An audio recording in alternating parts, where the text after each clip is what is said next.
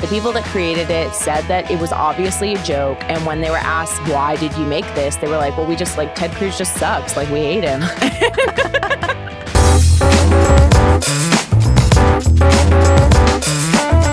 What is up, friends? Welcome back to Overshare, the podcast. I'm Jocelyn with my girl Lil. And you know what just popped into my head is, do you think we have podcasting voices yet? And is that a thing? No, because I feel like I listen to clips of myself and I'm like, oh God, just talk, like, use your words. And something I notice when I listen back to the podcast is we're actually kind of funny sometimes. B, I say and like way too much, need to work on that the rest of the year. And sometimes my voice is annoying, but hopefully for all of you guys listening, you're not like scratching nails on a chalkboard when you're listening to us. My other problem is that I don't have a setup where I can like hear myself and hear you guys. So I feel like occasionally I yell because I get overexcited. No, but I think that's actually good. I don't think you should ever have a setup where you can hear yourself. Have you ever had that before where you hear yourself in your ear at a slight delay? It is the most distracting thing. I don't know how people deal with that. I tried to record something with this microphone and plug it into my computer and do it that way, but I need to buy something to do it. There was a delay and it felt like I was having a stroke. Like I couldn't record weird voiceover and read because it just didn't make sense. No, it makes no sense whatsoever. But Lil, what do you say we jump into today's show? Let's do it. So, over it. What she said. Okay, friend. What are you over? She's I'm ready. over. You're ready. You're ready. This came to me. I'm over that between my blankets, Max, and myself, there is fuzz and hair everywhere. I literally, it's always in my mouth. It's in my nose. It's in my eyes. I can't like wipe my hand on something without there being hair. Oh, no. I mean, I have hair all over my house. It's disgusting. I'm having to like vacuum whatever all the time because yes, I'm a hairy person, but so is Chris. And he likes to cut his own hair at home in the bathroom. And there is just like, it's nasty. We also had to get our sink and our bathtub like snaked recently. And that is gross on another level I don't even want to discuss. That feels like something he should maybe do like on the patio. Oh, his hair. Yeah, that actually would make sense. But also like it's so cold out there and it's so tiny. Our tiny little patio, it definitely serves the purpose, but he always is cutting his hair inside. Anyways, I do agree with you because I know your house well. You have blankets that are super cozy, but that emit so much fuzz. It's true. I feel like, and Max also is just, I need to brush him. His winter coat still. Well, for me, what I'm over is actually something that I just found out about, I think today or yesterday. And it's very upsetting for me. And that is the fact that Chrissy Teigen is apparently deactivating her Twitter account altogether. It's not like, it's just the audience is not serving her well anymore. I think people are so mean to her on Twitter specifically. She said she doesn't blame Twitter. She loves Twitter as a company and what they're doing, but that the app is just not good for her anymore. I just do not understand how she got to be the victim of the Epstein fake flight log situation. What? I don't even know what you're talking about. That's half the reason she gets so much hate, because it's like Pizzagate people, that there was like some fake flight logs from Epstein's plane that came out and her name is on it. And she's like, do the math. I would have been like 10 at the time. Like, that doesn't make sense. Like, I wasn't there. I'm not, but she's supposedly one of like the elite pedophiles that's running the world. Give me a break. I also just, my love for her grew even deeper because I listened to a very old interview that Oprah did on her Super Soul podcast. By the way, Melissa, Melissa's our producer, for those of you guys who don't know. I would love to have Oprah come on sometime. Just throwing that out there. Yeah, put her on the list. I love her Super Soul show. It's really inspiring. Maybe we could get on there too. You know what? Yes. I would love to discuss like spirituality with Oprah. I think that sounds fantastic. So she had John Legend on the show when he was engaged to Chrissy Teigen. So do the math on that. It was a while ago. Did you know that John Legend started high school when he was 12 years old? He's like an actual legit genius. He's Doogie Howser. That's funny just because I know when they go on vacations that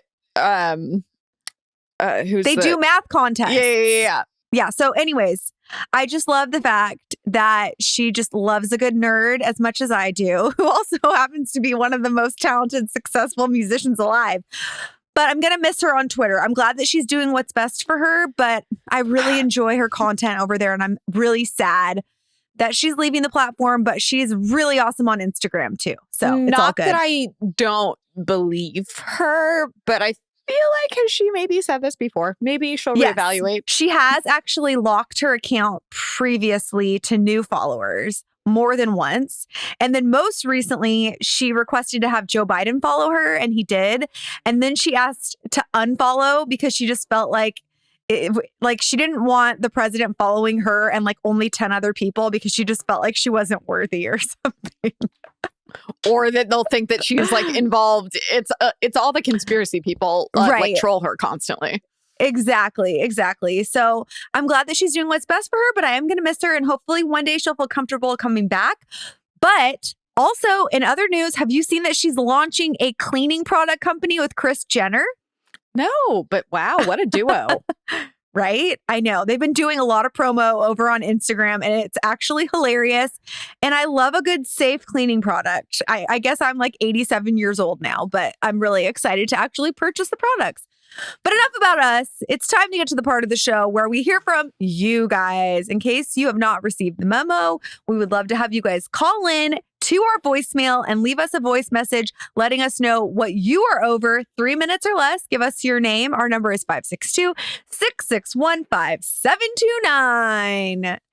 Hi, Lily and Jocelyn. My name is Gabby. I'm from Arkansas. And I love y'all's show. It keeps me going. I listen to you guys as soon as it comes out. I'm over when I go to a place to get a drink or go to the liquor store and I show them my ID. I am 22 years old. They look at the ID and then they look back at me and then they look back at the ID and maybe they play off a joke like, this isn't you. Where's your real ID? Or whatever it is. And I'm just like, give me back my government issued ID, please, sir. Like, yes, I'm 22 years old. Yes, I look young. Half Filipino. My mom is 42 and she looks young as well. Just like, it's so annoying. If I have my obviously government issued ID and you're checking me to see if I'm 21 years old, like, just do your job. Like, quit trying to make me feel bad for looking young. Anyways, that's what I'm over. Thank you guys. Oh, Gabby, enjoy this while you can, my friend. Yeah, I was going to say, first of all, you will enjoy this later. But also, you have the cutest little accent. I know. I love her. She sounds just like so sweet. Like I almost want to like reach out and hug this person. But you know what's funny? Have you ever had issues with your ID? Yes, I was going to say, I also have looked like a child most of my life. So, I feel like usually also it's just like they're trying to like make conversation. So if there's anything they can say, they will. Something I didn't realize in all of the many times and many driver's license photos that I've taken over the years is that, did you know you're not really technically supposed to smile in your driver's license photo? I thought that's just passports.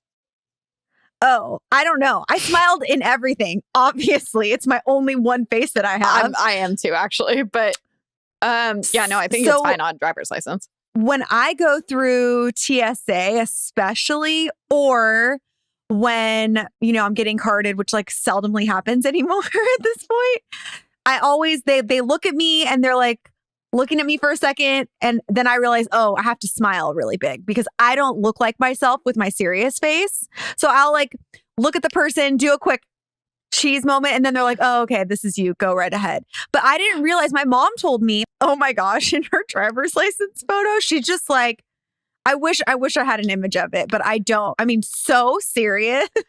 I'd be curious to see what my mom's looks like, because she's really, really bad at smiling on command. Like, she does not know how to smile for pictures. I feel like if she's like having fun and it's in the moment, absolutely, it's fine. But if you're like, Mom, let's take like a selfie. Oh my God. Like, the amount of awkward pictures I have, and she knows it too. I feel like we don't talk about it very often, but literally she just does not know how to smile on command. And I have a feeling that would translate really weirdly into her driver's license photo. Oh my gosh. You know who has a gorgeous photo for their driver's license and passport?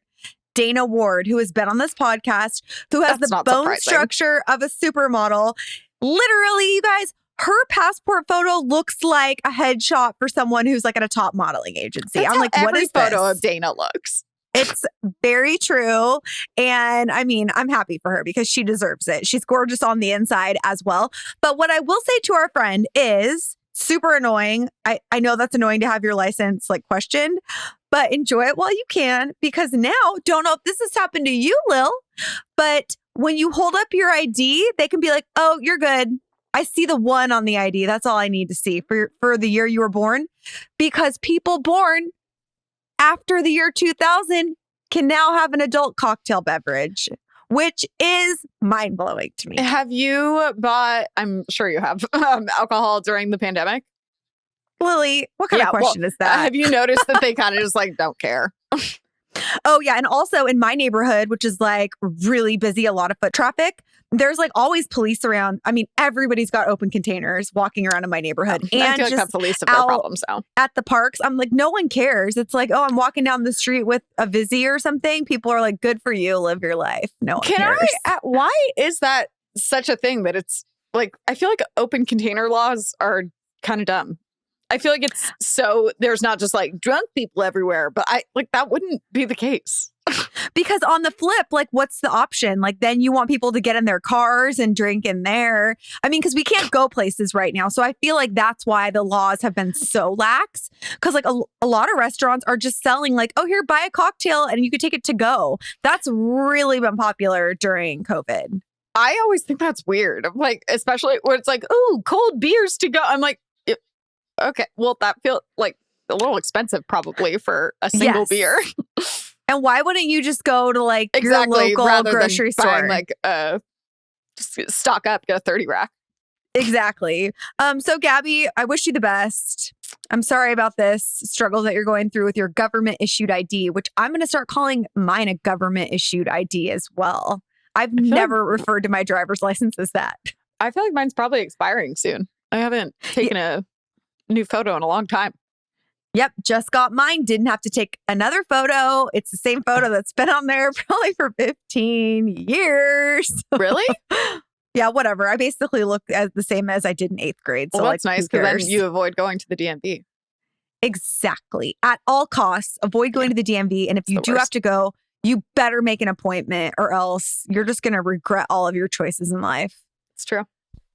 Anyways, Lil, today I'm very excited about the guest that we're having on. It's someone that we have known for many, many, many years. She is blowing up all over the place and especially on TikTok, which you know I have a lot of questions about. And she has a lot of information that I know you're going to want to discuss regarding conspiracy theories. So without further ado, let's welcome her.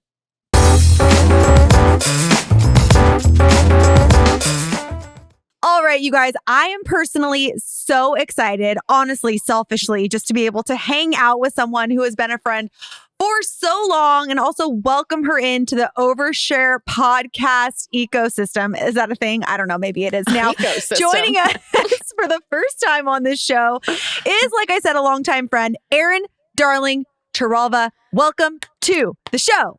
Thank you guys so much for having me. I'm so excited to be here. I've been binging this podcast and I love it. I'm always like laughing out loud when I hear you guys go on rants and stuff.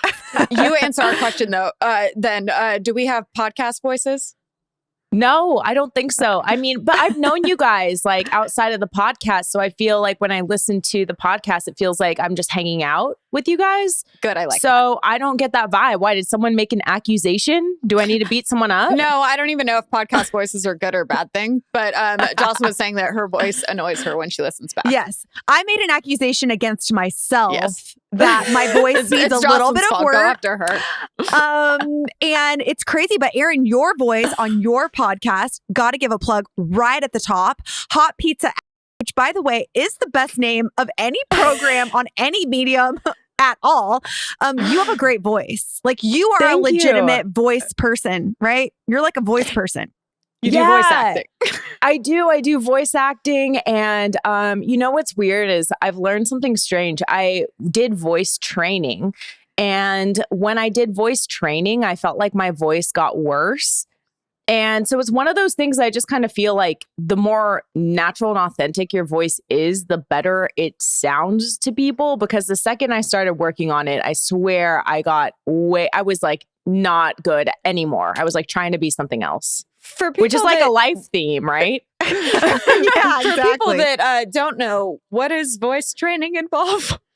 Okay, so I took this class and it was like we would lay on the floor for like 30 minutes and we I would love This it is breathe. so already. LA Sounds great. already. It's my I kind love of it. class.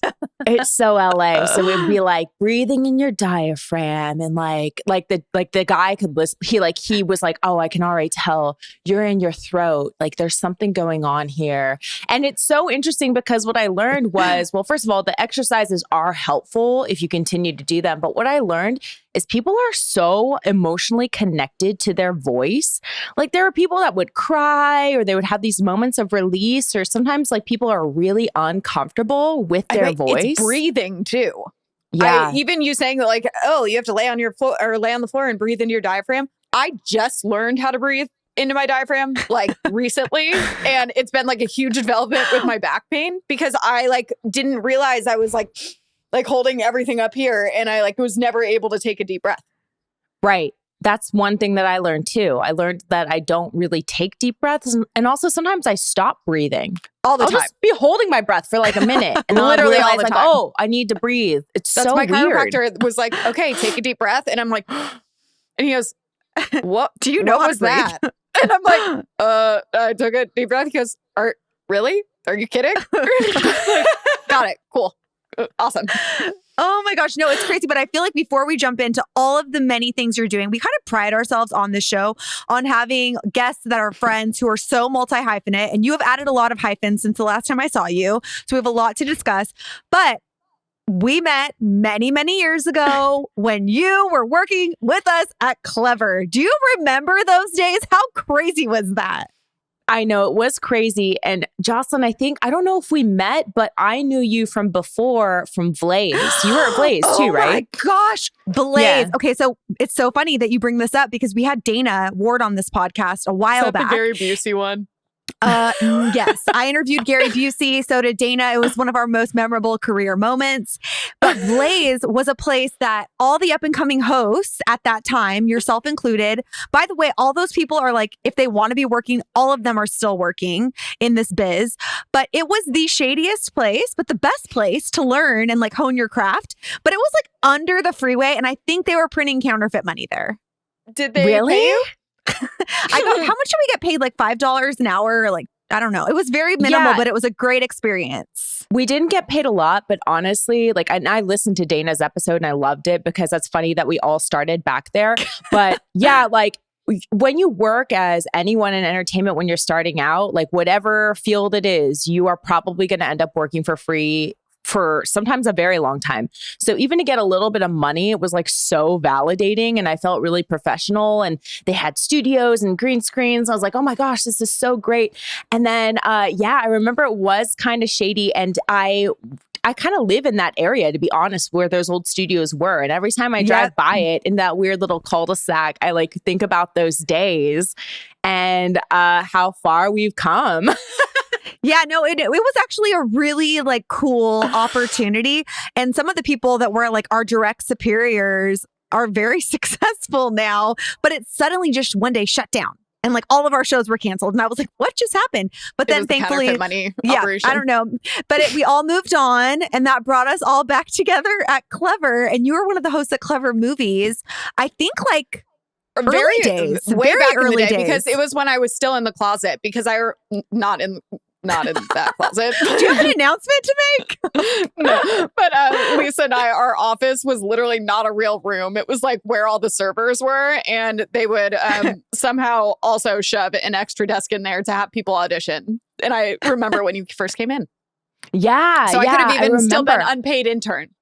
Speaking of not making money. That was that was a really long time ago. And I remember how weird that whole situation was too, being at Clevver. And when I knew I was going to be on this podcast and we were talking about things I could overshare. And, you know, my podcast is a lot about body positivity and stuff like that.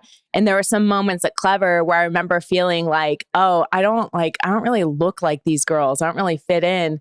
And because everyone had like long hair and I had short hair and everyone was like super small and I've always been like kind of curvy. And I was like, there was a rack of clothes that we could wear, you know, if we needed to change outfits multiple times a day or whatever.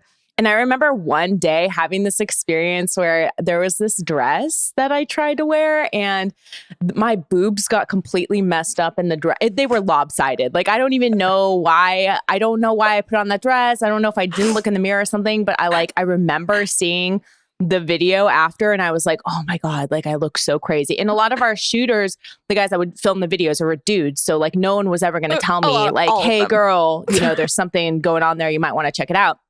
But I just remember feeling like so weird about my body, especially like in those moments where it's like wearing other people's clothes and like realizing like, okay, I don't really like fit into any of this. When you were saying that, I was like, you mean you had style and I was wearing the same Justin Bieber shirt every day for 2 years? When you said clothing rack, all I could think of was Twilight t-shirts. Oh yeah! Oh my God, that's right. Yeah, it was so funny. We did have this deal for a while where Forever 21 was so gracious to let us, and there was someone on the team. I don't know who it was. It was definitely not me because I was too busy. I could never leave the office. But there was somebody who would leave, and we would get $300 in credit to Forever 21 to supply clothes for like 15 people, and we would all share the same shirt. We would all wear the same shirt. It was so gross. Wasn't it like an intern? Because I think by the time we got money, I was hired. So and no one would trust me to do it. / I probably refused. But I think it was literally like no one wanted to. And an intern would go pick the clothes. So they had like absolutely zero investment in what they were choosing. And it was just like, oh my God, here's some clothes. There you go. Someone else will wear these. Oh my gosh. You probably honestly dodged a bullet that was like full of BO and other people's like skin particles. So not to mention, in terms of the shooters, they were all guys until beauty break. I feel like finally we had, I vividly remember we had this girl, Robin, who we absolutely loved. And I remember they asked us like, how did today go? And it was after shooting a full day of beauty break episodes. And we were like, we haven't seen the footage. So, I mean, hard to say, but love her. She's great. She can come back because we would be about to shoot and she'd be like, oh, Lily, you have like a little mascara on your face, or there's hair, like a hair sticking up in the back. Do you think years of these guys shooting us, I would have something on my teeth, something like you'd have the most blatant thing on your face. And then you see the footage later and you're like, there were 4 people shooting this and watching and no one said anything. Like, they just didn't pay attention. Yeah, I know that's a problem with having all the dudes around. It's like when you don't have like a mirror and you don't have a girl that's like has your back, you're kind of just like in no man's land, just hoping that your like boobs aren't falling out. And then when they are, that video is on the internet forever and you don't own it. And it's like, holy crap. Do you guys ever have moments where you're like, I'm in so many videos? Don't ever think about it. It's too much. It's terrifying. I mean, honestly, at least I have like touched all of the ones I've been in. Like I usually edited them, so I know what's out there. I have not. No, thousands. absolutely not. No. Like there was a video that came up on my feed the other day that was a Clevver video that was like 4 years old. I have no idea why. And I recognized it because I had made the thumbnail, and it was literally like people that have dissed Ariana Grande. I didn't click on it. I don't know who was hosting it, but it had like millions of views. And it's I'm like, terrifying. It's actually terrifying. Have posted a lot of stuff. I know. Yeah. And since then, Erin, like, okay, I have so many questions for you. So you started your podcast over a year ago. Congratulations. Thank you. For people who haven't listened, since this is a podcast, you guys go subscribe to Erin's podcast, listen to it, because like you're a hilarious human being, but you have like a bachelor's degree in journalism from one of the top journalism schools in the country. So not only is she a hot pizza ass, she's also very intelligent. She's got brains. The thing that I think that is so cool about the conversations you have is that they're very relatable, but also very smart. How do you describe the podcast to people? Oh, well, first of all, thank you. That's so sweet of you. I try to think of it as I started it off because I really did want to talk about body image and body positivity and kind of speak about my experiences that I never felt like qualified or like I should speak about stuff like that. And then I realized I really do want to talk about things that I've gone through in a more like relatable, maybe deep level, because that's the thing is when those first couple of episodes started coming out and I started talking about like, having body image issues or the times I had eating disorders and stuff like that, people were like, oh my God, this is a completely different side of you. Like I know like the funny, silly side of you and all the other type of content that you do, but I didn't even know that this was something that you experienced or something that you'd want to even talk about. And that was really good to hear for me because I think that sometimes when you work in entertainment, you have this entertainment persona that you put on a lot, and that's fine. Like that gets you work, that gets you noticed. People like that, but sometimes people don't want to like deal with the other stuff. So I really wanted to create a safe space to kind of talk about the other stuff of life and the challenges that people overcome to become the people that they are today. So that's kind of how I would describe it. It's like not all of the episodes are fun and like silly, but I think they're all good. And every time I interview someone and they get vulnerable or they share a story that I think could benefit someone else, I'm so proud that I'm doing that type of work now, because I'll always be able to do comedy. I mean, with the exception of a pandemic, I'll always be able to do stand up and do stuff like that and like bring that other side of me to whatever I'm doing.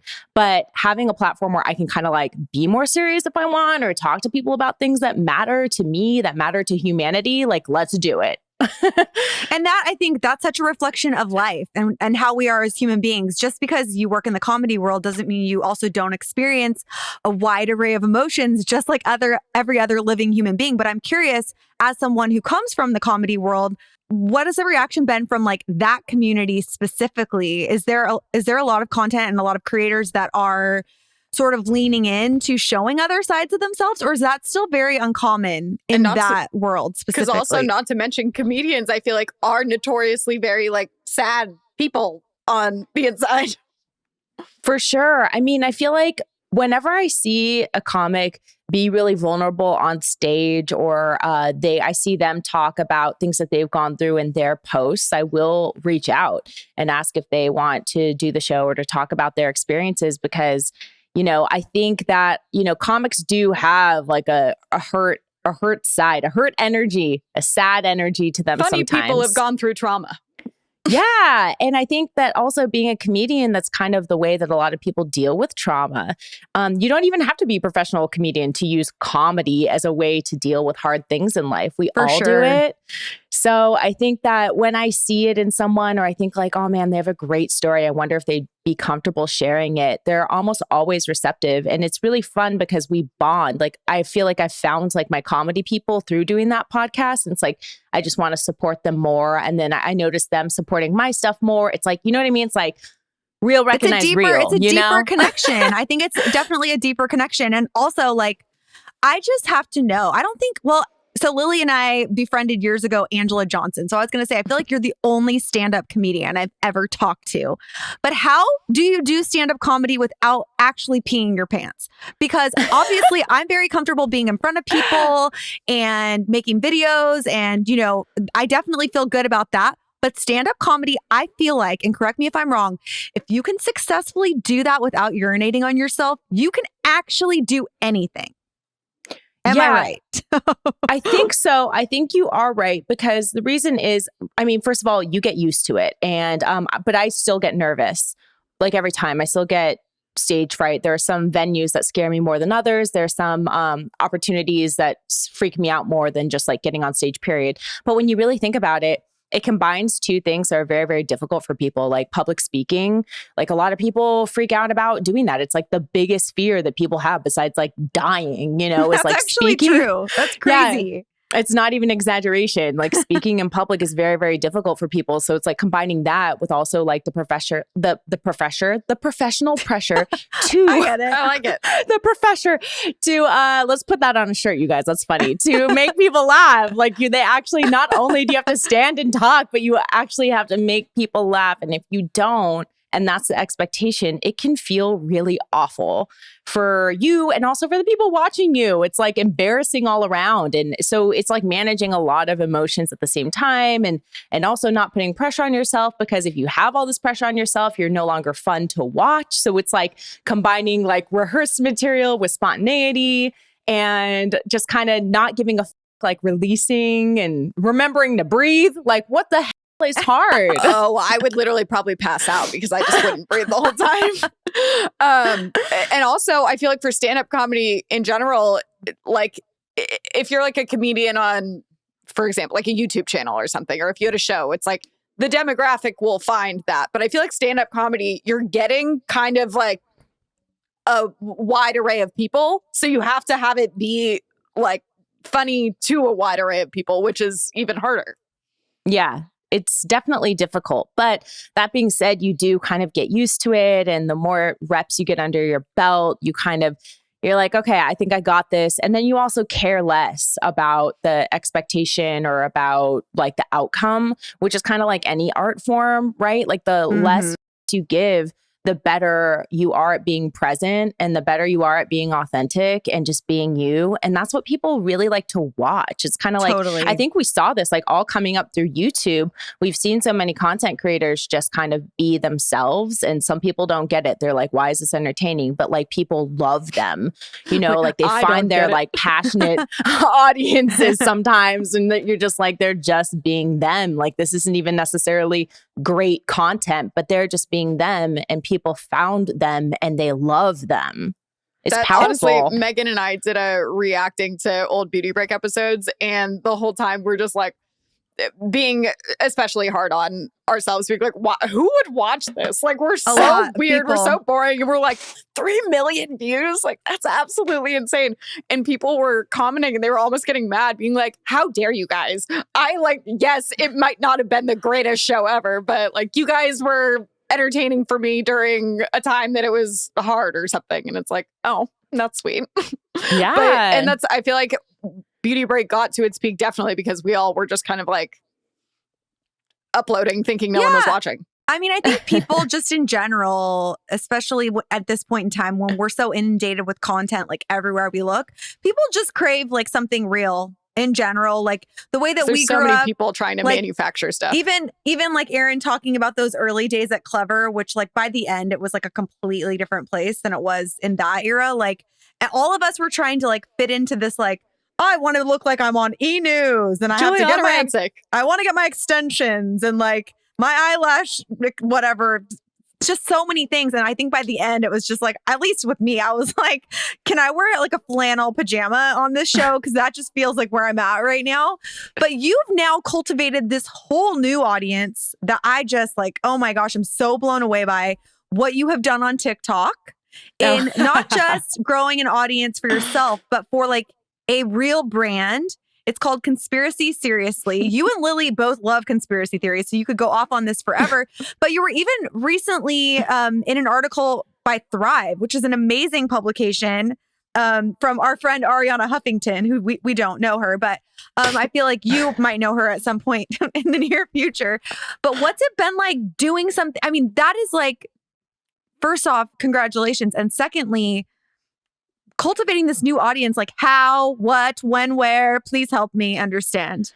Okay, so it's a story that started a couple of months ago in the pandemic where I had plans to film a movie and all this stuff. You know what I mean? Like I was like doing stuff that I'm actually like long-term stuff that I actually wanted to do. The whole world shut down, and the girl who I wrote, her name's Megan. This whole like film that we were going to do, she and I were like, well, guess that's not happening. Is there something else we can collaborate on? And all day long, we would send each other these weird conspiracy articles and weird news. And we'd be like, oh my God, what the hell? And we would just discuss these things for fun just because we liked them and thought they were interesting. So we It was like, I wish I could be in that group chat. I know, you should be. Come join us. But yeah, we were kind of like, you know what if we just kind of tried this on TikTok? I think it might work. And I was right. It did work and it blew up really, really quickly, which was really cool. But the whole experience was interesting because, you know, conspiracy culture has really become a thing. Like, I was like, year. I know there's a big conspiracy community on TikTok. Yeah, there is. And you know what's so interesting about it is that I feel like I've noticed a lot of, I mean, I don't want to like hate on content creators, but there's a lot of negativity when it comes to conspiracies because TikTok creators will just like talk about this stuff like it's true.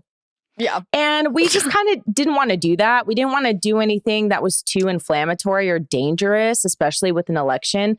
So we wanted to just solely do the pop culture ones, like the ones you could discuss at a dinner party and not want to murder someone after, like not get in a fight with someone about, right? So we wanted to be really specific about it. And that's what we did. And I think that that's what works on TikTok, really. It's just kind of like being specific about one thing. And so we it just ended up working out, really. But yeah, it was really cool to kind of have this idea and this experiment and to actually really commit to it because in the beginning, it was hard. It was like, is anyone going to find this? Before you get 10K on TikTok, it's like making content in a void and you have to make a lot of it. And I remember being so discouraged and I'd be like talking to my boyfriend being like, this is so dumb. Like, why am I even doing this? And he was like, keep doing it. Trust the process, blah, blah, blah. You made this commitment. I'm just like, this is so lame. But then it ended up paying off, which has been kind of amazing if you think about it. It's like rewarding in a way. When did you guys actually like really officially start? Because you have over 160,000 followers, which is crazy because on TikTok, correct me if I'm wrong, it's also just as much about like likes and views or whatever as it is about like followers or subscribers or whatever you want to call it. But you like just started this. Yeah, we started it, I think, in mid-November. And then we kind of blew up really, really quickly in the first like 2 to 3 months is when we got the majority of our subscribers or likes and everything like that. And then we've just been kind of following through and creating more content and the growth slowed down and became like a little more normal. But for that time when it was just like fast paced, we were like, what? Like every time we opened our phone, it was like tons of notifications and we couldn't even like keep track with like comments and stuff like that. And like there were threads that got out of control over certain things that were kind of like start to go viral. We're like, what? We had no idea. Like it seemed like there was no rhyme or reason. But that being said, we learned a lot. Yeah, I can only TikTok imagine. is such a different beast, it feels like. It really is. Yeah. And now we're at this point where it's kind of like we're also making so much content that we're kind of like, okay, how do we like deviate a little bit, but also stay in the same lane? Like last week we did Ghost Week. So we're just like, let's find weird ghost stories and did that for a little bit. And then like we'll circle back and come back to doing more conspiracy debunking or pop culture stories and things like that. So it's kind of like trying to figure out how this is going to be sustainable for, you know, long term. We're always worried about never ending. If I'm happy to send you pitches for topics if you need any extra. Please do. I feel like, Erin, you guys should do like International Week or something. Like start diving into other like cultures, other countries. Like you could educate all of us about like the conspiracies of the world. I don't know. That's a really good idea. International Week. We would probably do like movie week. Like there's so many weird film related ones. Absolutely. Yeah. I have a few. Okay. But what would you say has been like your favorite or one where you're like, whoa, like I didn't really know that much about this. And now I feel like this is creepier than it ever was. Or like this conspiracy is real? Like, what is there like an unsolved mystery that you feel like is your life's passion to solve at this point? That is such a great question because I love mysteries. I don't know if there's one in particular that I'm like, I want to solve, but there have been a couple that I find like really, really captivating when it comes to the conspiracy world. Like, for example, I think like there's two categories that really fascinate me. And one of them is the category of ones that actually turn out to be real, that you're like, no way is that real? And then it's real. And then the category of this is very clearly debunked. Why are people still talking about it? So that's personally Yes. the reason I love conspiracies is because I'm like, I don't actually love like physical puzzles, but like I love being able to like connect the dots and piece stuff together. So I love hearing something so absurd that you're like, how could people have possibly logically gotten to that point? And then like tracing it back. And then I always say, as soon as you've gotten to shapes and math equations, you've gone too far. Mm-hmm. Yeah. No, totally. It's so weird. Like one of my favorite ones that was like very clearly debunked is Ted Cruz is the Zodiac killer. And I haven't looked into that one, but I've seen it quite a bit. I've done a lot of research on that one in particular because I was like, clearly they're not even the same age. They also, people also believe that Ted Cruz is Robert Kardashian. What? So really? Oh my gosh. I hadn't heard that. My favorite are like the celebrities that have been replaced. Like Yeah. Avril Lavigne not Avril being Lavigne. Avril Lavigne. It's like, it's so wild. And then so like, for example, Ted Cruz is the Zodiac killer. People still talk about this like ad nauseum. And the way it started was a meme. And the people that made the meme, I actually found articles where it's like someone traced it back, found out who released this meme like a couple years ago. The people that created it said that it was obviously a joke. And when they were asked, why did you make this? They were like, well, we just like Ted Cruz just sucks. Like we hate him. And That's they just made hilarious. it. Yeah. But then people it's- have found like evidence to support it. Yeah, it's been like very publicly debunked. Like articles have been written, journalists have done the research. But like it's aside not. from the original meme, what is anyone's reasoning to believe it? Like, is there anything that's kind of like, oh, that's weird? Ted Cruz made a joke about it once, and I think that people love it when the celebrities themselves like nod to it. Like Acknowledge it, Katy yeah. Perry did that too with the John Benet Ramsey thing, where she was hosting an event or something, and she made some sort of joke about being John Benet Ramsey, and there was already that existing conspiracy theory, but people point to that as evidence. It's like this is not evidence, people. I haven't personal, like I've watched a few like Vice videos on it and I know like generally what Q is about, but I just found out recently because I had looked into it very surface level of just like the most damning evidence. And I do remember being like, that is kind of weird when they'd be like, the Q person would post like something like he's going to say tip top is the code word or whatever. And then like literally a few months later, it's Easter and he's like, we keep it in tip top shape. We call it tippy top. And it was so weird how he kept repeating it. I am not an avid Donald Trump watcher until I had to be. So I wasn't aware. Apparently that is something he has said like for years. It's like a weird term. He just happens to like, that is very Throw out there. characteristic to Donald Trump. So whoever was doing it was like, oh, well, he'll say it again eventually. And they just knew to like plant it in advance. And I feel like it's a similar situation is that is what really sends people is because like Trump himself confirms it. And it's like, no. Is that confirmation though? But Erin, that reminded me, and I'm curious to know from you because TikToks are so avidly shared on like all other social platforms, but especially I feel like on Instagram stories, I see them a lot. You made a TikTok that I'm not kidding you. I saw literally everywhere, probably because I love Britney Spears and I'm like the same age as her. So all my friends are too. The Britney Spears TikTok seen round the world. First off, that's kind of like outside of what you guys have been doing, right? What do you say? Like just the apology thing that you made. Well, the apology is what Jocelyn's talking about is I made this apology video called I'm Sorry, Britney, and I put it on our TikTok channel and it did kind of blow up and go viral and a lot of people shared it. But it's related to what we do because there's so many Britney Spears conspiracy theories. People are always talking about her and there's a lot of TikTok communities that are obsessed with this. And a lot of it, Right. And it's so interesting because like Britney is so like she's a huge celebrity, but she's so secretive and we really don't know what's going on. And like everything that's going on with like her legal situation, like we probably won't for a very long time. So it's very easy to speculate.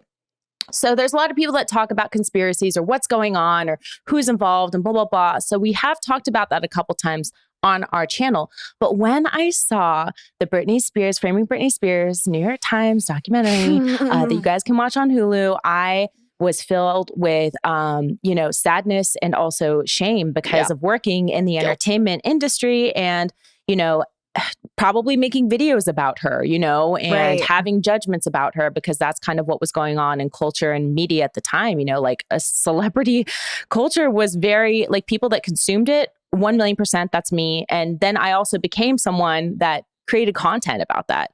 So I felt really bad and I wanted to make this apology video. And I was so upset, not only for her, but also I just felt like so many people owe her an apology and like we did not listen. Like the signs were all there. We did not see them. Everyone like collectively watched that and was like, shh. It's like when you watch a movie and there's an inappropriate joke that you didn't notice the first time around. And then you watch it when you're older and you're like, oh my God, how did I not notice that? That is how it is about Britney. It's like, how did everyone just like act like it was a joke? Okay. I know.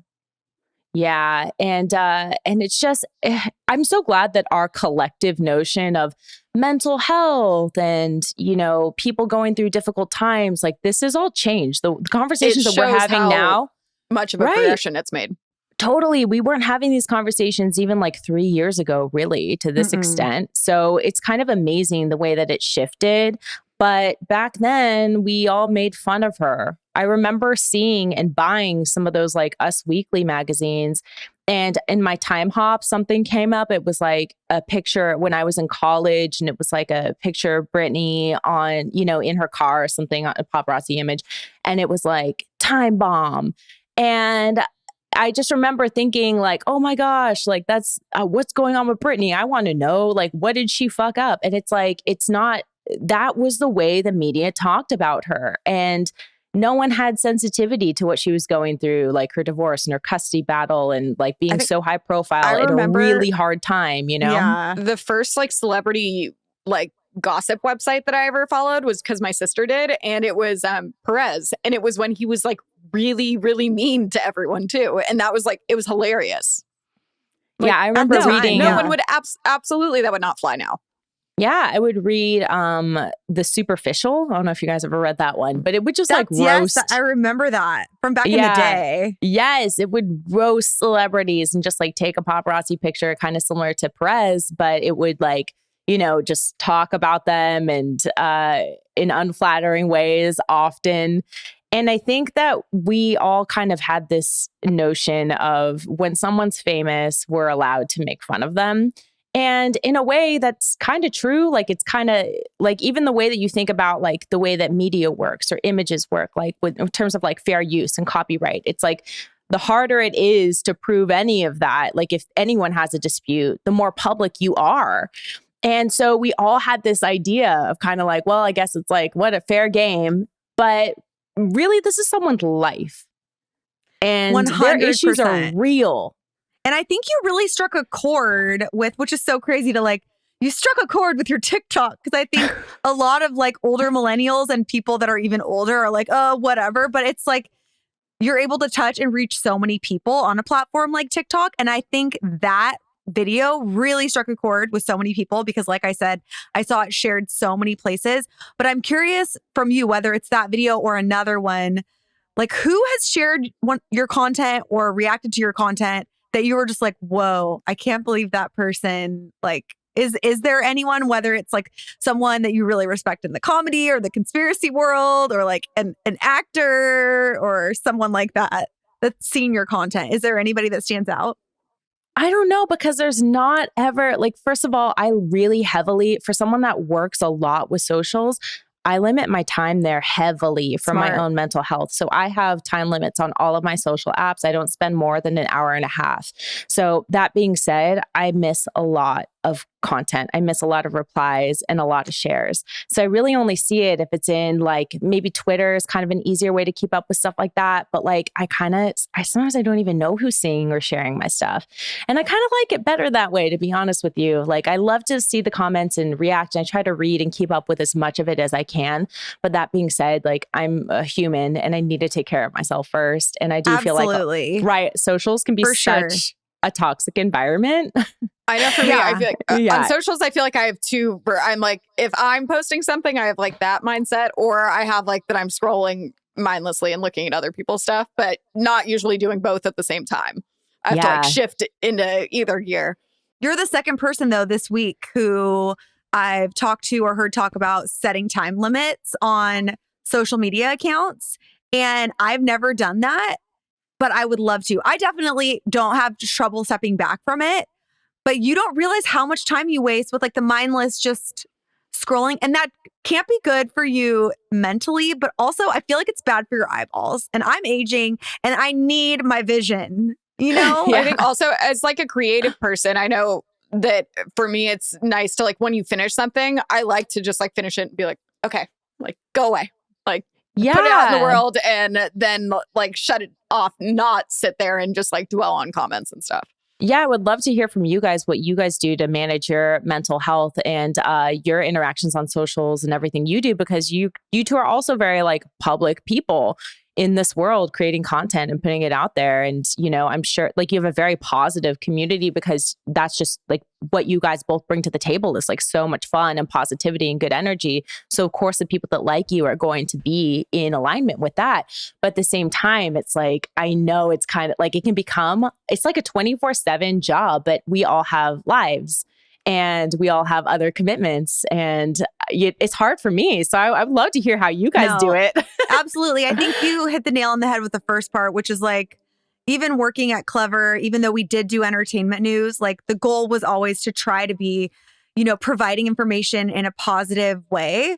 And that's definitely, I think, for Lily and I, both of the kind of content we create separately, but also together. So like positivity usually breeds positivity. Like people who want to like fight and like be, you know, mean, don't probably really want to follow us because it's just not really our jam as much. That being said, obviously you're going to get trolls. That's just like a part of this job. But for me personally, I'm big on like going outside.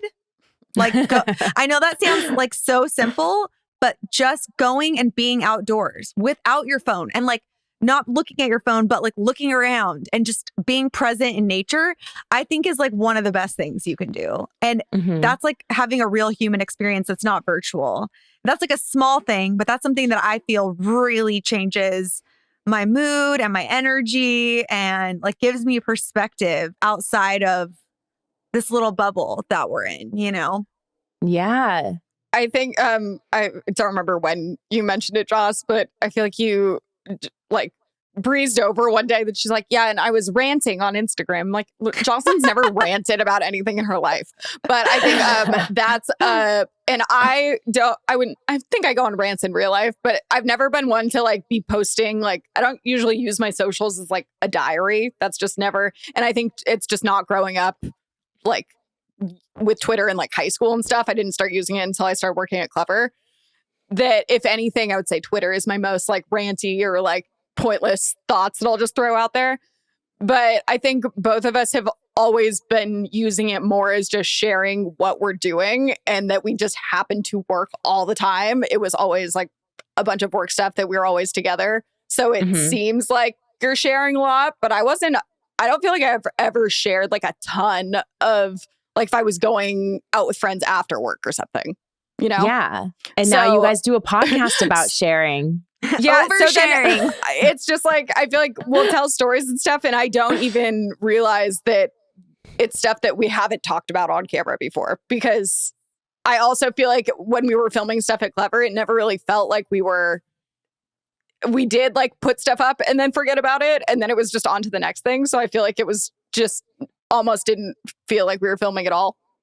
Like I forget that all of that stuff is even public. It's so weird because for me, and I don't know how you guys feel, but well, especially for you, Erin, because it has been a long time. But for me, I feel like all of that was so long ago.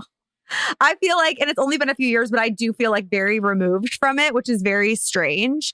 But I am like curious to get back to your podcast and talking about body positivity and even what you were saying about like, 3 years ago, people weren't talking about this. I mean, let's talk about 10 years ago. No one was talking about body positivity, like really at all, or mental health or so many other things that are now thankfully at the forefront. But why would you say for you that was a topic that you wanted to really focus on? Was it something just because of what you had gone through, like working in the entertainment industry?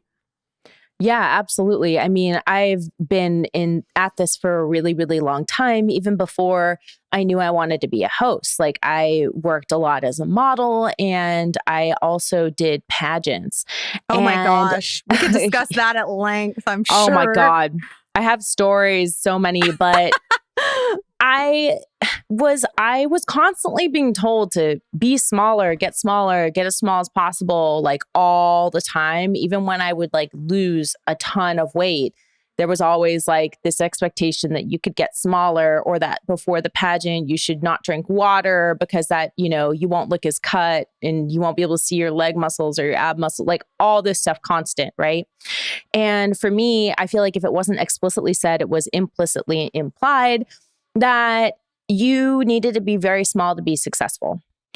I internalized that and I believed that it was true for a very, very long time. And I think in a lot of ways it did hold me back and it prevented me from really being authentic and really embracing myself and like self-love and stuff like that. Like I guess I kind of hated myself. Like I always wanted to be something else or a smaller version of me or a different version of me. So when I got to this point, I guess of A, culture changing, B, getting a little bit older and wiser and realizing like, well, what if I live the rest of my life as a size 8? Am I always going to be upset? Am I always going to want to be a size 2? Am I always going to want to spend 2 hours in a gym every time it like swimsuit season comes up or some bullshit like that?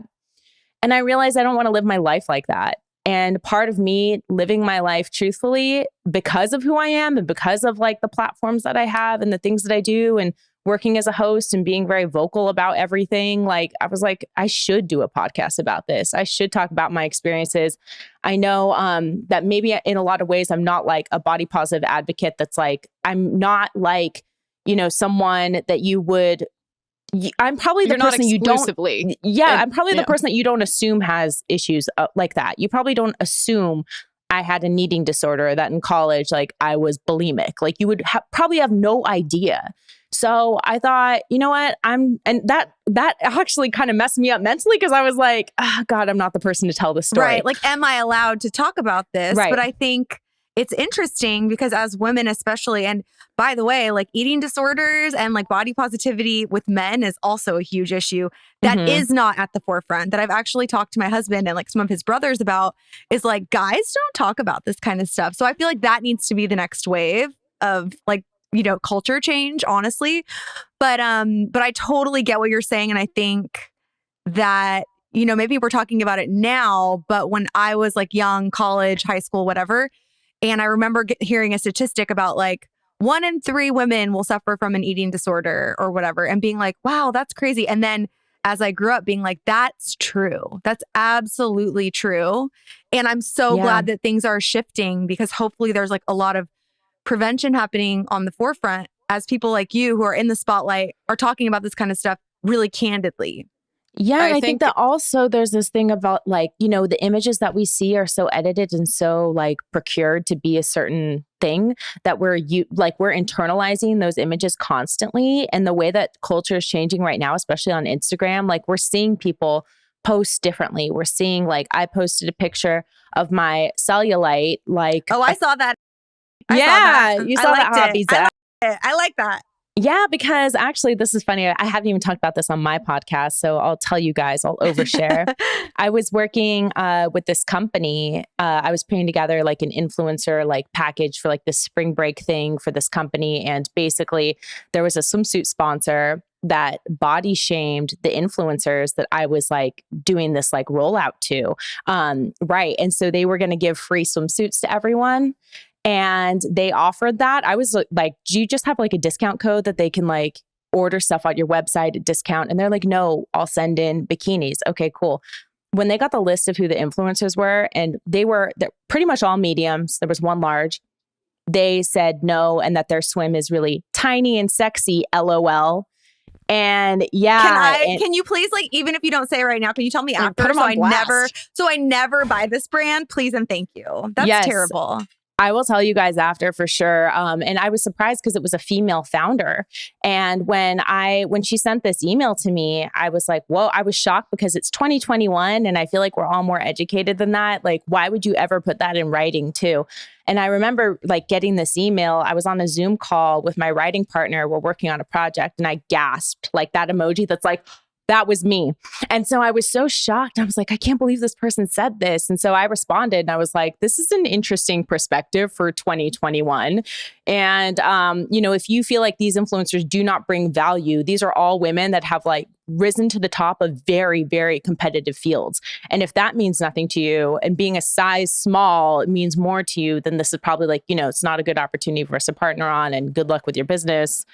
But which, by the way, here's the other thing. Even if you are a terrible person, okay, a terrible person who believes these things, do you like making money? Because guess what? Most people in the world are not a size small. So like, even if you're terrible, do you want to run a successful business? I don't understand it. I don't get it. I think it's just lunacy. Clearly someone living in the past, because I think social media has been such the catalyst, I think, for the change in culture, because it opened up the voice to a bunch of normal people. So it wasn't only the gatekeepers of like the fashion industry making it so it's only skinny people and stuff. Now it's like, oh wow, there are people like me out there, when before it was everyone relying on just celebrities that are presented to them.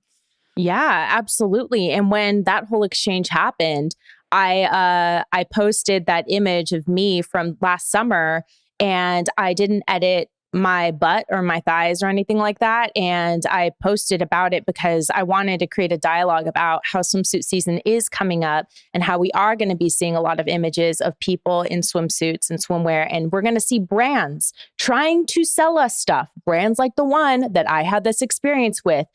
Take a look at their models. Take a look at, do they support like health or body positivity at all? Like at all. A lot of these brands that sell swimwear do not. And to me, I was like, I haven't really thought about that before. And I want to call attention to that 1,000,000%. And this is something that I need to probably do a whole episode on. But it just kind of like things like this that just constantly surprise me. And like knowing everything that I went through as a person and seeing, the way that things are marketed and sold to women, that made me feel like I needed to be a size 2 always, especially during swimsuit season, especially if you're going to wear a bikini. And that's the kind of stuff that I want to stop. And that's the kind of stuff that I want to talk about. So.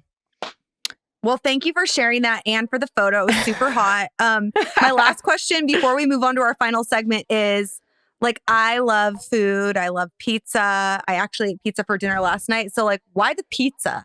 Where does the pizza come from? Is that just your favorite food? Or do you like the you get from pizza? Like, what's the connection? Yeah. So pizza? actually, I'm really hungry now.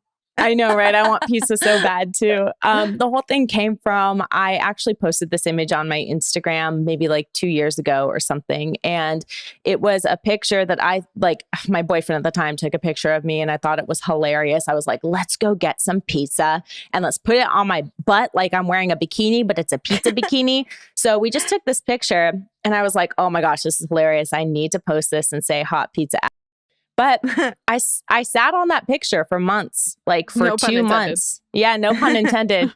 I was super insecure about it. And I felt like I was going to get dragged for posting it and made fun of. And then also, like, it's my body, it's like everything's covered, but it's like, it would be the same thing as posting like a picture of you wearing a bikini. But I just felt like people are going to make fun of me. And I just realized it was all this like internalized feelings of everything I've been through in my life and all the times where someone told me I wasn't enough or I wasn't small enough. And I was like, I'm going to post it.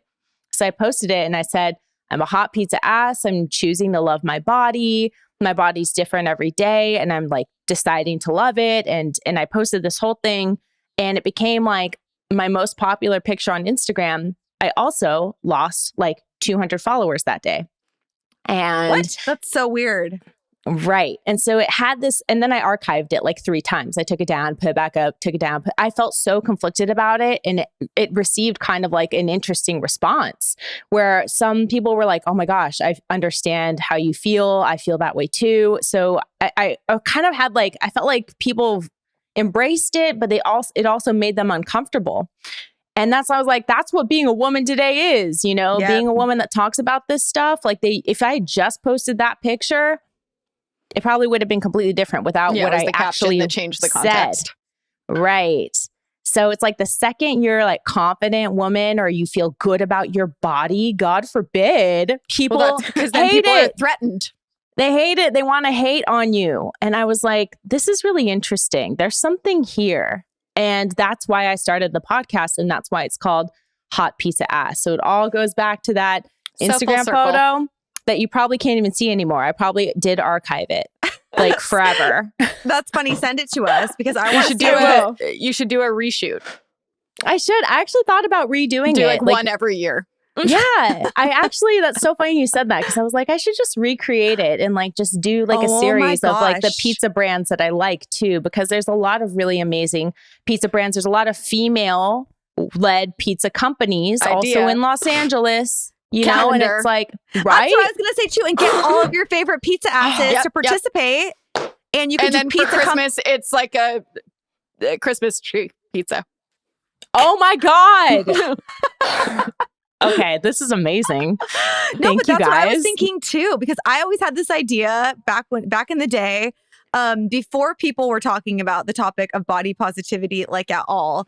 And I would see the Sports Illustrated, swimsuit issue come out every year and the photos are so beautiful and the people are so beautiful. And now they have started like definitely starting to have models who are not all like the smallest people you've ever seen in your life, like the most gorgeous human beings you've ever seen in your life. But I always thought it would be really cool to do like a calendar that was totally untouched and like just normal human beings. So I feel like that is you, Erin. You got to do that with the butt, only butts, like butt of the month. Okay. This is a really good idea. All right. I have to circle back and see if you guys want to be models for the Hot Pizza calendar. Oh my gosh. Funny. We did used to do some pizza modeling at Clevver. Good. I only want to work with experienced people that have worked with pizza before. We would be in our like award show outfits and we're like, well, our makeup's done and we have pizza. So guess that's what our photo shoot is. And if we can eat the pizza after, I'm in. I'm so hungry. We need to stop. Okay, well, let's move into the last segment. What do you guys say? Are you ready? Yeah. So long, Sharewell. I hate us so much more now. Okay, so Erin, for this final segment, it's Sharewell, where we say goodbye while sharing something that brought us joy. In the previous week, it can be big or small, whatever you choose. But what brought us joy this week, Lil? Why don't you kick us off? Because I know you have a prop, correct? Yes.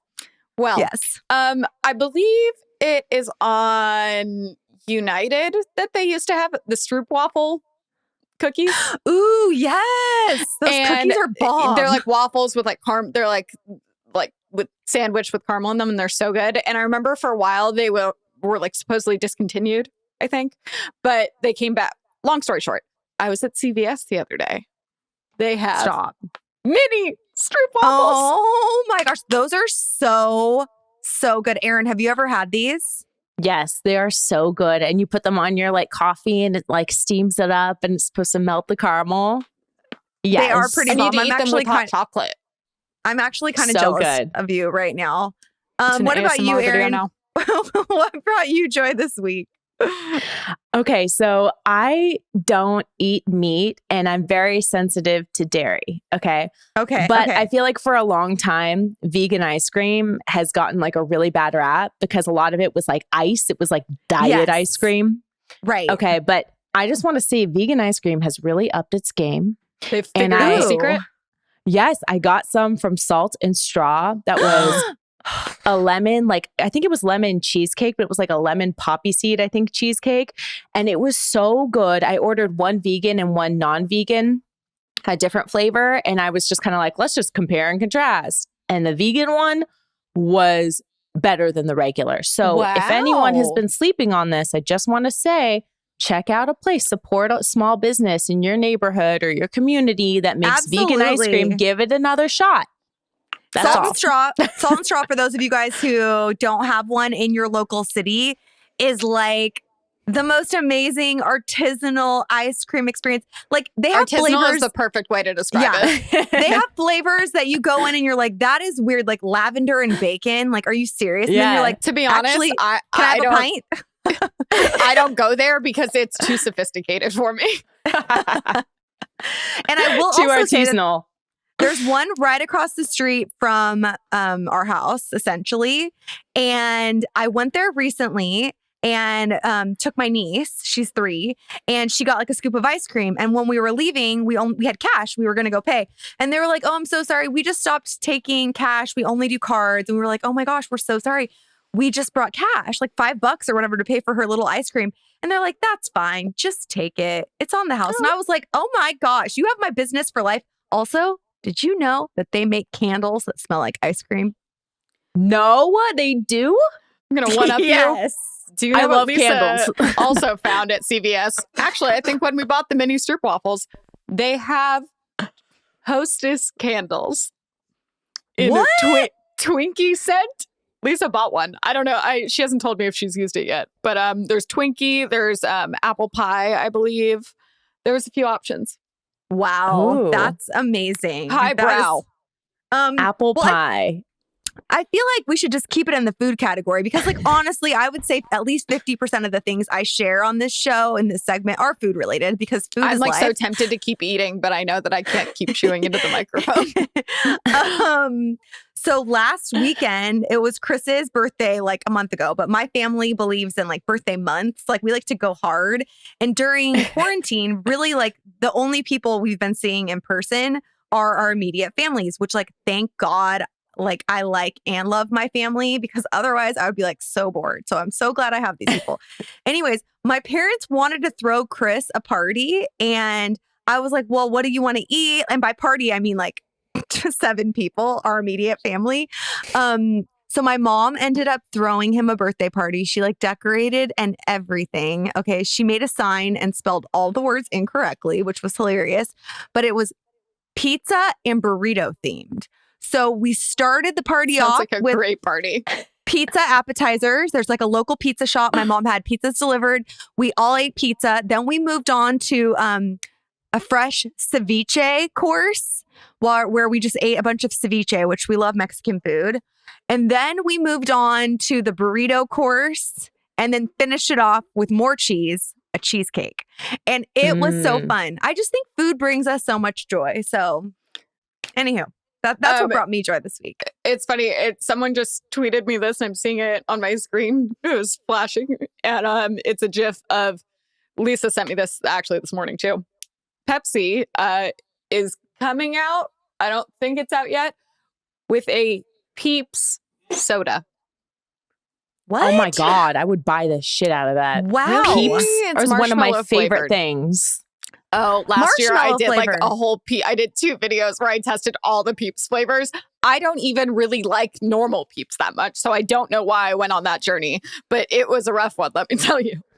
Oh Melissa, my God. Our producer, Melissa, just That's put into our group chat that it's going to be called Peepsy instead Lisa, of Pepsi. it's not Peepsy. though. Lisa said that's why people are mad. They're like, why would you miss this opportunity? That's hilarious. Oh my gosh. Peeps.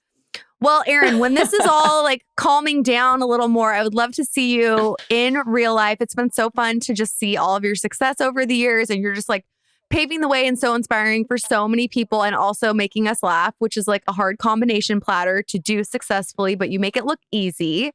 I'm just curious for you to let the people listening know where they can follow you because you have a lot of different handles happening here. And I want to make sure that they can find you on all the things.